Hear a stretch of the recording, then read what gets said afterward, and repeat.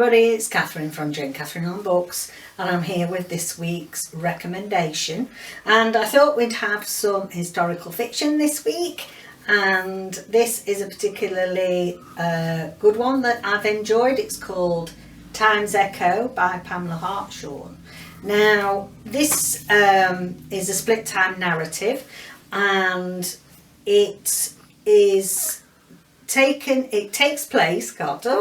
takes place in the city of York, and so that's extra interest for me because York is our nearest big city to where we live, and it's a beautiful city. There's a lot of history there, and they've got a beautiful minster, and they are well known. It is well known for the Viking. It has lots of Viking.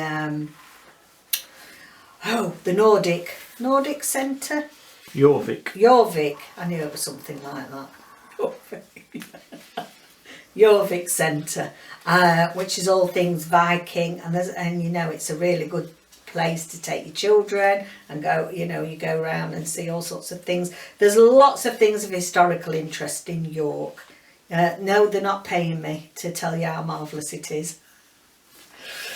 I think sometimes, when you read books and they are, I'm sure most of you can relate to this, if they take place, they're situated where or you've been, I just think it adds that extra element of enjoyness. Enjoyness? I don't know what's happened with me this morning, I can't talk. Enjoyness? Where did I get that one from? You enjoy it far more. It just adds extra interest, I think, when you know the place they're talking about. So, as I say, split time narrative, 1577. Back in time, we've got Horwise, and then 4.5 centuries later, modern day, we've got Grace True.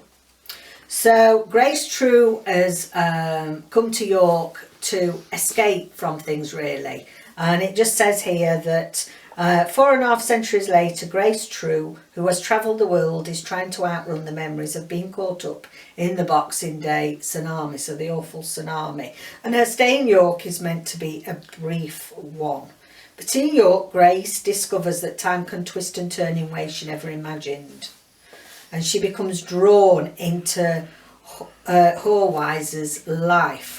So then obviously going back in time, Horwise smiles at a stranger in the market and sets in train a story of obsession and sibling jealousy, of love and hate and warped desire.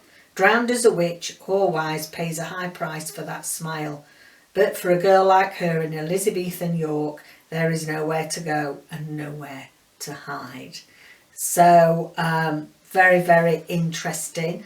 As you know, I like split time narratives if it's done well, if it seems seamless, and it's just my sort of a historical fiction where there's some sort of occurrence that's happened in the past that comes back and has an impact on present day.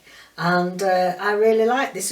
This is the first one that I'd read by Pamela Hartshorne, and I'd like to get some more actually. I really enjoyed it, and also you get all the feels of historical York, Elizabethan York. They wouldn't have got the Jorvik Centre there then, because that's Debbie's tutting at me. Sorry, I do jest. I do. I do. Got to be serious, a bit more serious. So that's this week's book. I'm starting to run out of recommendations. I'm scratching about on my shelves because I'm trying, to get through my 5 stars. I'll have to have a look on my Kindle and see what I've got on there that I highly recommend for next week, I think.